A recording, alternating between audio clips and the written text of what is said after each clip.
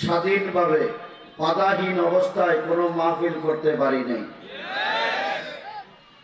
আল্লাহ তাআলা সেই রকম একটি অস্বস্তিকর শ্বাসরুদ্ধকর পরিস্থিতি থেকে মুক্ত করে আমাদেরকে স্বাধীনভাবে আল্লাহ পাকের কোরআনের মজলিস এখানে বসার এবং তাফসীরুল কোরআন মাহফিল আয়োজন করার এইরকম সুন্দর একটি পরিবেশ করে দিয়েছেন কে?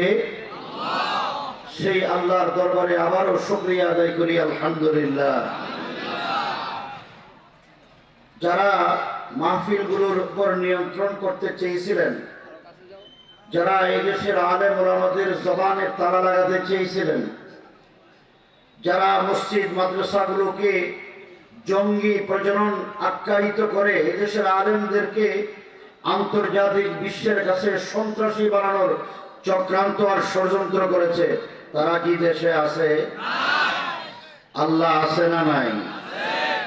বিচার আল্লাহ করলে বাঁচার কোন শক্তি দুনিয়ার কোন মানুষের আছে? এই বিশ্বাস আছে তো আমাদের?